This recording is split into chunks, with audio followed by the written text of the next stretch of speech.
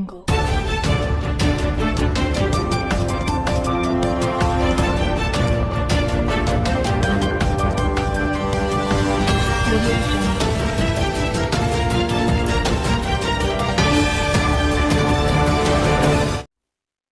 To మన Bheemili news. ముందుగా బులెటిన్లో హెడ్లైన్స్. ప్రతిపక్ష హోదాపై డిప్యూటీ సీఎం పవన్ కళ్యాణ్ సంచలన వ్యాఖ్యలు. సభలో వైసీపీ వ్యవహార శైలిపై మండిపడిన AP deputy CM Pawan Kalyan. గత ప్రభుత్వ పాలనలో రాష్ట్రం ఎంతో నష్టపోయింది ఏపీ గవర్నర్. అసెంబ్లీ సమావేశాలకు ఇలా వచ్చి అలా వెళ్లిన వైసీపీ ఎమ్మెల్యేలు, జగన్పై మంత్రి అచ్చెన్న తీవ్ర విమర్శలు. ప్రజల గొంతుక వినిపించాలంటే అసెంబ్లీలో వైఎస్ఆర్సీపీకి ప్రతిపక్ష హోదా ఇవ్వాల్సిందే, బొత్స సత్యనారాయణ డిమాండ్. అసెంబ్లీలో అధికార పక్షానికి వైఎస్ఆర్సీపీకి చెందిన 11 మంది ఎమ్మెల్యేలను ఎదుర్కొనే దమ్ము, ధైర్యం కూటమి ప్రభుత్వానికి లేదా? ఎమ్మెల్యే తాటిపర్తి చంద్రశేఖర్. విశాఖ గోపాలపట్నం ఇందిరానగర్లో ఒక వ్యక్తి ఆత్మహత్య. తుని మున్సిపల్ చైర్పర్సన్ పదవికి రాజీనామా చేసిన సుధారాణి. ప్రతిపక్ష హోదాపై డిప్యూటీ సీఎం పవన్ కళ్యాణ్ సంచలన వ్యాఖ్యలు చేశారు. వైసీపీని ఉద్దేశించి పవన్ చేసిన వ్యాఖ్యలు ఇప్పుడు హాట్ టాపిక్గా మారింది. ఈ 5 ఏళ్ల ప్రతిపక్ష హోదా తమకు రాదని, వైసీపీ మానసికంగా ఫిక్స్ అయితే మంచిదని పవన్ హితవు పలికారు. నమస్కారాలు. రోజు గవర్నర్ గారి ప్రసంగంలో, బడ్జెట్ సంబంధించిన ప్రసంగంలో గవర్నర్ గారు ప్రసంగిస్తున్నప్పుడు గత ప్రభుత్వంలో ఉన్న నాయకులు, వారి సభ్యులు చాలా హుందాగా గవర్నర్ గారు ప్రభుత్వం తరపున ఆయన సందేశాన్ని తీసుకెళ్తున్నప్పుడు వారు చేసింది ఏమాత్రం సబబుగా లేదు. గవర్నర్ గారు గత నెల రోజులుగా ఆయన ఆరోగ్య పరిస్థితి బాగా లేకపోయినా కానీ, కంటిన్యూస్గా తీవ్ర జ్వరంతో బాధపడుతున్నప్పటికీ కూడా ఆయన ప్రత్యేకించి వచ్చి ఆయన ఈ రోజుని చాలా ఘనంగా, చాలా బలంగా ఈ మెసేజ్ని ఇచ్చినందుకు ముందుగా గవర్నర్ గారికి మా ప్రత్యేక ధన్యవాదాలు. గవర్నర్ గారి ప్రసంగంలో వైసీపీ అగ్రనాయకత్వం కానీ, సీనియర్ నాయకులు కానీ, వారి ఎమ్మెల్సీ సభ్యులు కానీ గవర్నర్ గారి ప్రసంగం పత్రులు చించేయడం కానీ, లేదంటే వారు ప్రత్యేకించి డిమాండ్ మాకు ప్రతిపక్ష హోదా ఇవ్వాలి అనేది చాలా బలంగా మాట్లాడుతూ వచ్చారు. ఇది అడిగితే వచ్చేది కాదు, అది ప్రజలు ఇస్తేనే వస్తుంది. బేసిక్గా ఒకటి హయ్యెస్ట్ మెజారిటీ ఎవరికి ఉంది వాళ్ళు ప్రభుత్వం ఫామ్ చేస్తారు. వాళ్ళకంటే నెక్స్ట్ స్టేజ్ ఎవరికి ఉంటే వాళ్ళకి ప్రతిపక్ష హోదా ఇస్తారు. అంతేగాని గతంలో మేము ప్రభుత్వాన్ని పరిపాలించాం కాబట్టి మా ప్రతిపక్ష హోదా ఎవరికి ఇవ్వరు. ఏపీ అసెంబ్లీ సమావేశాల్లో ఉభయ సభలను ఉద్దేశించి గవర్నర్ ప్రసంగిస్తున్న సమయంలో వైసీపీ నేతలు నినాదాలు చేస్తూ కాసేపటికి సభ నుంచి వాకౌట్ చేశారు. దీనిపై డిప్యూటీ సీఎం పవన్ కళ్యాణ్ స్పందిస్తూ సభలో వైసీపీ వ్యవహార శైలిపై మండిపడ్డారు. నమస్కారాలు. రోజు గవర్నర్ గారి ప్రసంగంలో, బడ్జెట్ సంబంధించిన ప్రసంగంలో గవర్నర్ గారు ప్రసంగిస్తున్నప్పుడు గత ప్రభుత్వంలో ఉన్న నాయకులు, వారి సభ్యులు చాలా హుందాగా గవర్నర్ గారు ప్రభుత్వం తరపున ఆయన సందేశాన్ని తీసుకెళ్తున్నప్పుడు వారు చేసింది ఏమాత్రం సబబుగా లేదు. గవర్నర్ గారు గత నెల రోజులుగా ఆయన ఆరోగ్య పరిస్థితి బాగా లేకపోయినా కానీ, కంటిన్యూస్గా తీవ్ర జ్వరంతో బాధపడుతున్నప్పటికీ కూడా ఆయన ప్రత్యేకించి వచ్చి ఆయన ఈరోజుని చాలా ఘనంగా చాలా బలంగా ఈ మెసేజ్ని ఇచ్చినందుకు ముందుగా గవర్నర్ గారికి మా ప్రత్యేక ధన్యవాదాలు. గవర్నర్ గారి ప్రసంగంలో వైసీపీ అగ్రనాయకత్వం కానీ సీనియర్ నాయకులు కానీ వారి ఎమ్మెల్సీ సభ్యులు కానీ గవర్నర్ గారి ప్రసంగం పత్రులు చించేయడం కానీ లేదంటే వారు ప్రత్యేకించి డిమాండ్ మాకు ప్రతిపక్ష హోదా ఇవ్వాలి అనేది చాలా బలంగా మాట్లాడుతూ వచ్చారు. ఇది అడిగితే వచ్చేది కాదు, అది ప్రజలు ఇస్తేనే వస్తుంది. బేసిక్గా ఒకటి హైయెస్ట్ మెజారిటీ ఎవరికి ఉంది వాళ్ళు ప్రభుత్వం ఫామ్ చేస్తారు, వాళ్ళకంటే నెక్స్ట్ స్టేజ్ ఎవరికి ఉంటే వాళ్ళకి ప్రతిపక్ష హోదా ఇస్తారు. అంతేగాని గతంలో మేము ప్రభుత్వాన్ని పరిపాలించాం కాబట్టి మా ప్రతిపక్ష హోదా ఎవరికి ఇవ్వరు. కనీసం జనసేన కంటే కూడా ఒక సీట్ ఎక్కువ ఇచ్చినా కానీ వాళ్ళకి ప్రతిపక్ష హోదా దక్కేది. ఈ రోజున ప్రభుత్వంలో సెకండ్ లార్జెస్ట్ పార్టీ జనసేన. దాన్ని ఎన్నికల్లో ప్రజలు తమ ప్రభుత్వానికి తిరుగులేని మెజారిటీ ఇచ్చారని గవర్నర్ జస్టిస్ అబ్దుల్ నజీర్ అన్నారు. ప్రజల కోరిక మేరకు కూటమి ప్రభుత్వం ఏర్పాటైంది. గత ప్రభుత్వ పాలనలో రాష్ట్రం ఎంతో నష్టపోయింది అని గవర్నర్ అన్నారు. We have launched the NTR Bharosa, which is the single largest welfare program in India to provide pensions at the doorstep on 1st of every month.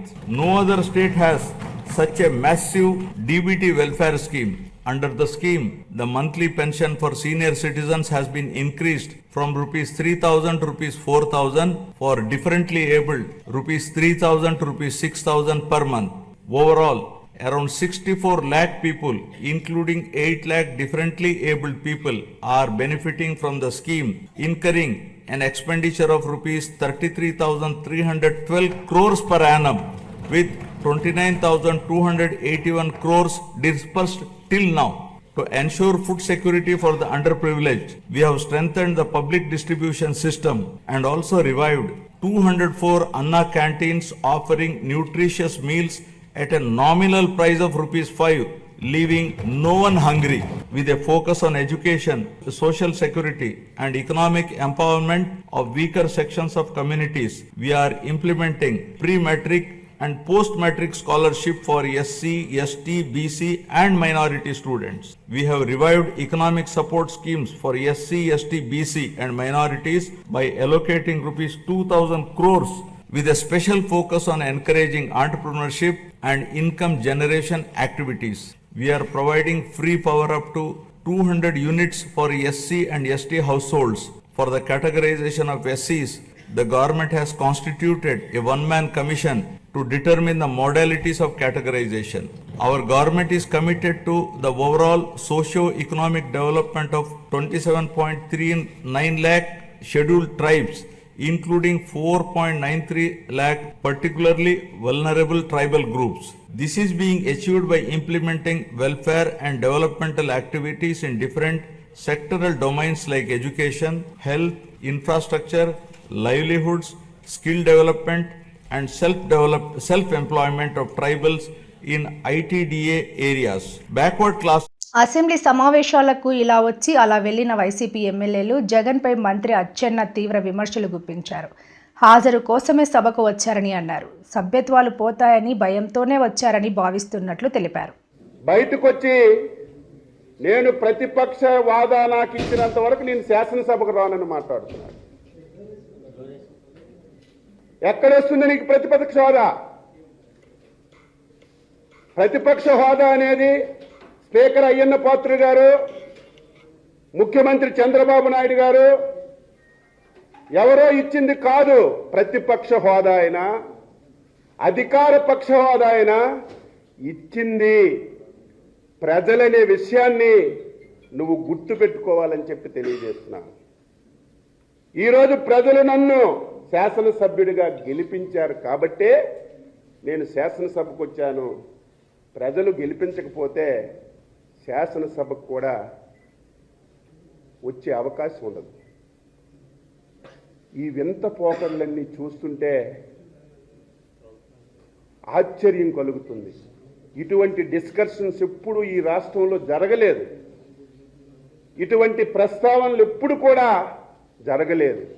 ఇదేదో నాకు ప్రతిపక్ష హోదా ఇవ్వలేదు, ఇస్తే నేను శాసనసభకి వెళ్ళి ప్రజల పక్షాన మాట్లాడుతానని ఒక తప్పుడు మాటలు చెప్పినవే చెప్తూ ప్రజల్ని తప్పుదోవ పట్టించడానికి ఒక వ్యక్తి ప్రయత్నం చేస్తున్నటువంటి విషయాన్ని ఈ సందర్భంగా రాష్ట్ర ప్రజలకు తెలియజేస్తున్నాను. ప్రజల గొంతుక వినిపించాలంటే అసెంబ్లీలో వైఎస్ఆర్సీపీ ప్రతిపక్ష హోదా ఇవ్వాల్సిందే అంటూ బొత్స సత్యనారాయణ డిమాండ్ చేశారు. ఏపీలో ప్రజాస్వామ్యం పరిరక్షించాలంటే ప్రధాన ప్రతిపక్షం ఉండాల్సిందేనని పట్టుబట్టారు. దాని మీద ఆధారపడి ఉంటుంది మా తాలూకు స్పందన. అధికార పార్టీ తాలూకా ప్రతిస్తంభన మీద మాది ఉంటుంది. లేకపోతే మీ ద్వారా ప్రజలతో మా సమస్యల్ని, మా ప్రజల సమస్యల్ని, ప్రజల తాలూకా బాధల్ని, విన్నపాలని అన్నీ వీటి ద్వారా ప్రతిబింబిపోతాం. ఇంకా అవసరం ఉంటే క్షేత్రస్థాయిలో పోతాం, పోరాటాలు చేస్తాం, ప్రభుత్వాన్ని చొక్కా పుచ్చుకొని దాని వీధిలో నిలబెడతాం.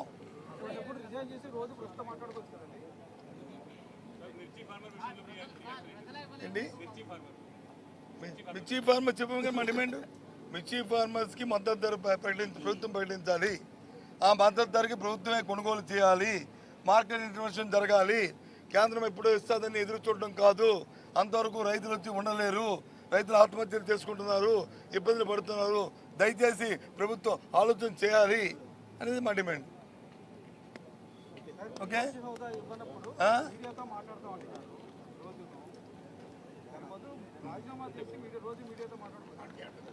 మేమేం చేయాలో మాకు తెలుసు. ఏబిఎన్ మాకు చెప్పక్కర్లే. మాకు ఏం చేయాలో మాకు తెలుసు. మాకు ప్రజల తరపున ఏ విధంగా మా గొంతు నిర్మించాలో మాకు తెలుసు. ప్రజల తరపున ఏ విధంగా మాట్లాడాలో మాకు తెలుసు. Okay, thank you. అసెంబ్లీలో అధికార పక్షానికి వైఎస్ఆర్సీపీకి చెందిన 11 మంది ఎమ్మెల్యేలను ఎదుర్కొనే దమ్ము, ధైర్యం కూటమి ప్రభుత్వానికి లేదా అని ఎమ్మెల్యే తాటిపర్తి చంద్రశేఖర్ ప్రశ్నించారు. మీరు చేసే దోపిడీని బయటపెడతామని భయపడుతున్న ఆ ప్రశ్నలకు అధికార పక్షానికి సమాధానం చెప్పే సత్తా లేదా అని నిలదీశారు. కాదు అనేది మాత్రం స్పష్టంగా ప్రజలందరూ అర్థం చేసుకోవాలి. ఈరోజు రాష్ట్రంలో జరుగుతున్నటువంటి మానభంగాలపై మాట్లాడేటటువంటి గొంతు అసెంబ్లీలో అవసరం లేదా? రైతుల పక్కన మాట్లాడాల్సినటువంటి గొంతు అసెంబ్లీలో అవసరం లేదా? రైతులకి గతంలో 20 క్వింటాళ్ళు ఎకరానికి వచ్చి 24,000 రూపాయలు కింటాకి మద్దతు ధర ఉన్న చోట దాదాపు సగం దిగుబడి వచ్చి సగం రేటుకు పడిపోయినా కూడా వారి వైపున మాట్లాడడానికి, అసెంబ్లీ సాక్షిగా మాట్లాడడానికి ప్రజాపక్షమైనటువంటి ప్రతిపక్షం ఉండాలా లేదా? మరి ఇంత సమయం కావాల్సి ఉంటే ఈ సమయాన్ని ఇవ్వకుండా కేవలం మీ యొక్క అధికార మదంతో ప్రతిపక్షం యొక్క గొంతుని తొక్కివేసే ప్రయత్నం చేస్తుంది. ఇది సమంజసమేనా? ఇది ధర్మమేనా? ఈ రాష్ట్రంలో అసలు ప్రజాస్వామ్యం ఉందా? ఈ ప్రజాస్వామ్యాన్ని కాపాడాల్సినటువంటి బాధ్యత గవర్నర్ గారికి లేదా? గవర్నర్ గారు కూడా ఆలోచించాలి. వారి బాధ్యతని గుర్తించాలి. ప్రతిపక్షం యొక్క పాత్రని గుర్తించాలి. ప్రతిపక్షం లేకపోతే ఈ రాష్ట్రంలో ప్రజాస్వామ్యం ఉండదు అనేది గవర్నర్ గారు కూడా గమనించాలి. కేవలం అధికార పక్షానికి అండగా నిలబడడం కోసం గవర్నర్ గారికి ఆ పదవి రాలేదు. ప్రజల పక్షాన నిలబడడం కోసం మాత్రమే గవర్నర్ గారికి ఆ పదవి ఉంది. గవర్నర్ గారు కూడా దాన్ని గుర్తించాలి. మేము ఎంత పోరాటం చేసినా అసెంబ్లీ సాక్షిగా ప్రతి సమస్యని మాట్లాడేటప్పుడు ఉండేటటువంటి విలువ బయట మాట్లాడితే ఉండదు అనేది మీరు చెప్పేది నిజమైతే ఆ మాట్లాడాల్సినటువంటి వేదిక మీద మాకు తగినటువంటి సమయం ఇవ్వాలా లేదా? మీరు కూడా ఆలోచించాలి. ఇదంతా కూడా ఒక దగాకోరు పరిపాలన సాగిస్తున్నటువంటి కూటమి ప్రభుత్వం యొక్క ఎత్తుగడ కావాలని ప్రతిపక్షం లేకుండా చేసేటటువంటి ప్రయత్నం తప్ప ఇంకొకటి కానే కాదు. అధికార పక్షానికి 11 మందిని ఎదుర్కొనేటటువంటి సత్తా లేదా? సమాధానం చెప్పేటటువంటి సత్తా లేదా? ప్రతిపక్షంలో ఉన్నా కూడా 11 మందిమే కదా మేము ఉండేది. 11 మందికి కూడా సమాధానం చెప్పలేదా? అంటే మీ తప్పులు బయటపెడతాయనా? మీరు చేసే దోపిడీ బయటపడుతుందనా? మీ అరాచకాన్ని బయట పెడతామనా? ఇందుకేనా అనేది స్పష్టంగా వారి యొక్క చేతల్లోనే కనపడుతుంది. కాబట్టి ఇమీడియట్ గా గోపాలపట్నం ఇందిరానగర్లో ఒక వ్యక్తి ఆత్మహత్య చేసుకున్నాడు. ఆనంద్, నాగరాజు వరుసకు అన్నదమ్ములు. సోమేష్ అనే వ్యక్తి దగ్గర ఏడాది క్రితం నాగరాజు ఆటో తీసుకున్నాడు. అప్పుడు ఆటోలో సోమేష్ పరస మాయమైంది. తనకు తెలియదని నాగరాజు చెప్పడంతో గొడవ సద్దుమణిగింది. ఆ అబ్బాయి ఈవెంట్ చిన్న చిన్న వర్క్లు ఏమైనా ఉంటే వెళ్ళిపోతారు. వీళ్ళ నాన్నగారు చనిపోయారు, చెల్లికి మ్యారేజ్ అయిపోయింది. డ్యూటీకి వెళ్ళి వచ్చేసరికి శుక్రవారం సాయంత్రం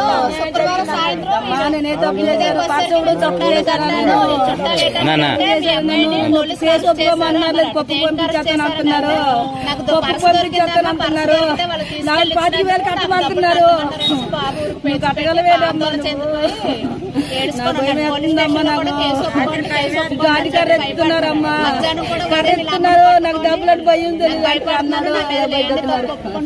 ఒప్పుకోండి. నా మాట వినట్లేదు, నా మాట చెప్పనివ్వటం లేదు. వాళ్ళ మాట అయిపోతుంది, నా మాట అసలు మాట్లాడనివ్వట్లేదు అంటున్నారు. ఆడు చెప్పడానికి అవకాశం కూడా ఇవ్వట్లేదంట సార్. పోలీసులు ఎవరు ఇవ్వటం లేదంట. నేను దొరికింది సార్, ఫలానా దగ్గర దొరికింది, నేను ఇచ్చాను అని చెప్తామని ఇవ్వటం లేదంట. దొంగోడు చూసినట్టు చూసి ఇస్తున్నారు. దొంగోడు కూర్చోబెట్టారు కిందని. చచ్చిపోయాడు, అవమానం భరించలేక చచ్చిపోయాడు. కంప్లైంట్ ఎవరు ఇచ్చారమ్మా? అది ఎవరు?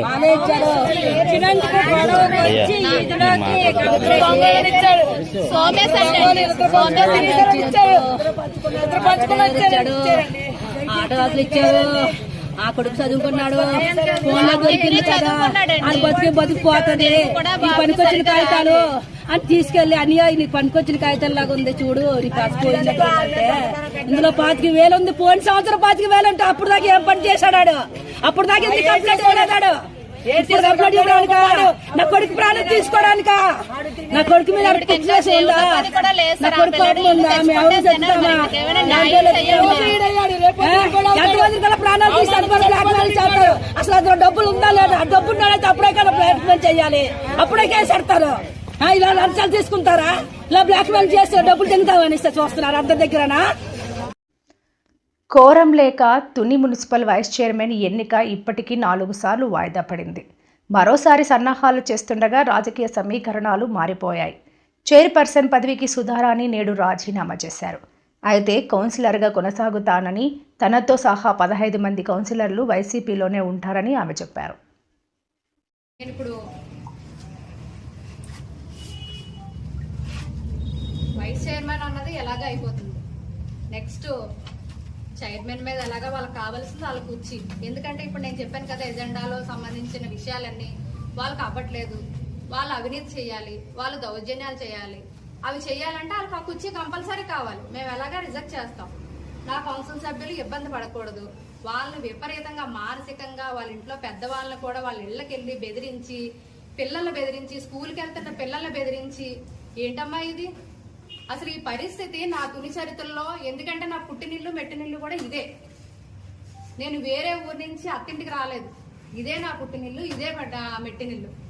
ఆడవాళ్ళు, ఇంతమంది ఆడవాళ్ళు ఇబ్బంది పడుతుంటే వాళ్ళ ఇబ్బంది నేను చూడలేక నిరసనగా, అలాగే మార్కెట్లో జరుగుతున్న పరిణామాలు, వ్యాపారస్తులు ఇబ్బంది పడడం ఇష్టం లేక, అది కాకుండా మరీ ముఖ్యంగా తుని పట్టణం ప్రశాంతంగా ఉండాలని వాళ్ళకి నేను ఈరోజు చైర్పర్సన్ గా కూడా రిజైన్ చేస్తున్నాను.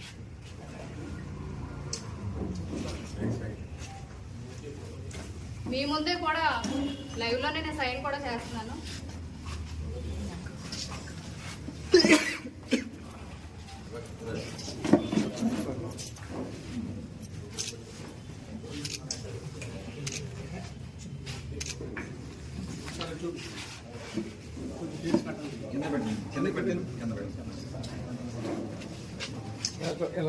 మేడం